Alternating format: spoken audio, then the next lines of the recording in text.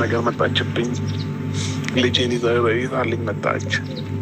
ልጁን ሳይ አይ እንግዲህ አብርሽ አታልቅስ፣ ወንድ ልጅ ነክ፣ ለዛውም ቆራጥ የሚዲያው መሪ እንዴ! ስንት ያልንልህ ነህ። ማልቀስ ካንተ እኔ አልጠብቅም በጭራሽ ማለት ነው። እግዚአብሔርን ነው የምላችሁ።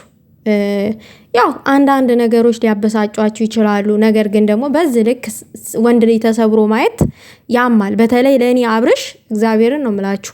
እኔ አብርሽ ሲሳሳት እናገረዋለሁ እንጂ በጣም ሬስፔክት የማደርገው ሚዲያ ላይ ከወንዶች አንድ ቁጥር አብርሽና አብርሽ ነው። በማንንም አላወዳድረውም።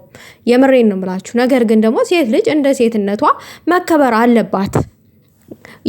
አይደለም የወለደችለትን ላፈቀረት ሴት እንዴ ከወለደችለት ሴት በላይ እኮ ለሄርሜላን ሲንከባከብ ነበረ። ለሄርሜላ ለሩታ ያልሰጠውን ክብር ለሄርሜላ ሲሰጥ ነበረ። ሰላም ሰላም ውዶቼ፣ ሰላማችሁ ይብዛልኝ በያላችሁበት።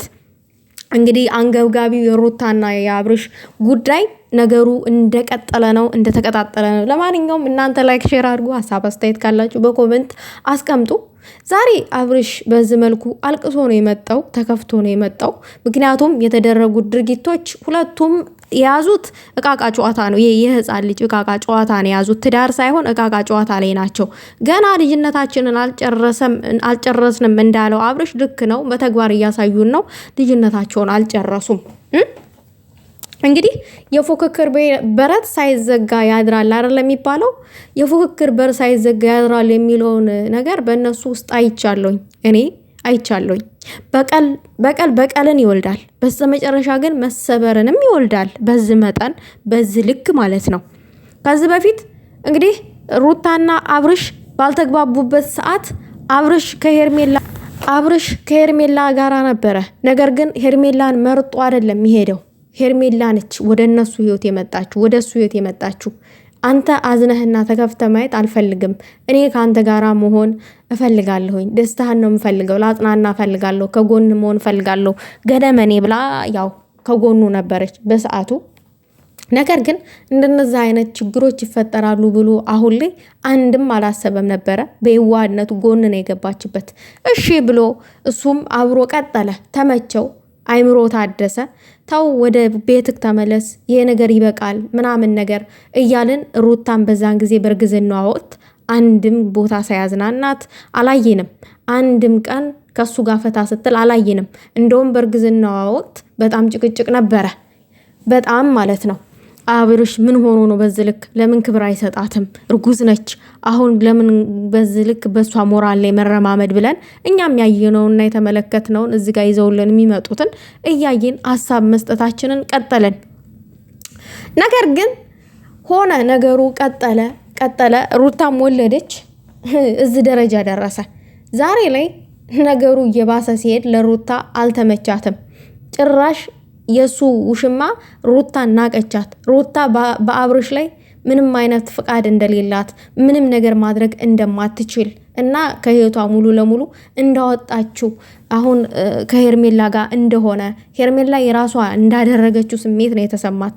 ሩታ ደግሞ ማድረግ እንደምትችል እንደምትፈልገው አድርጋ በ3 ቀን ውስጥ አሳየቻት።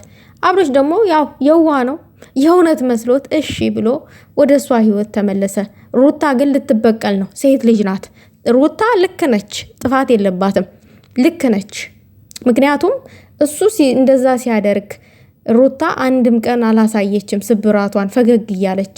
ከዛም አልፎ ተርፎ ቤተሰቦቿ ግቢ ድረስ ይዟት እየሄደ ሲጨቃጨቁ ነበረ።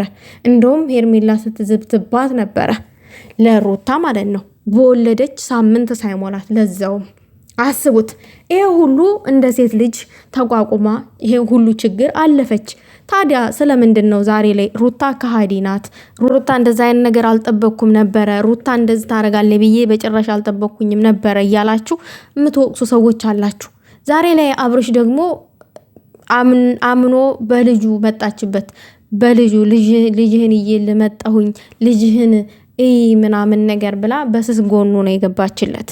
ሰው እንደዛ አድርጎ ልክ ሰውን ስንሰብር ይቀለናል። ሰዎች ደግሞ እንዴት አድርገው እንደሚሰብሩን አናቅም። አብርሽ ለአይኑ የተሰሰተለት ልጅን አመጣችለት። ይሄው ልጅህ ብላ የምትንከባከበው መስላ በ3 ቀን ውስጥ አሰማመጠችው። ከዛ እኔ እኮ አንተ ያደረከውን ማድረግ እንደምችል እና ልክ አንተ ቃቃ እንደተጫወትክብኝ መጫወት እንደምችል በተግባር ላሳይ ፈልጌ ነው እንጂ ወደ አንተ ህይወት ተመልሼ አይደለም ብላ ስትለው ዛሬ ላይ አብርሽ ለእሱ ተቀምጧል። በዚህ መልኩ በዚህ መሃል ሩታ የተመለሰች መስሏት ወይዘሮ ሄርሜላ ስትናደድ ነበረ። ትጎዳሃለች ምናምን እያለች ስትበሳጭ ነበረ።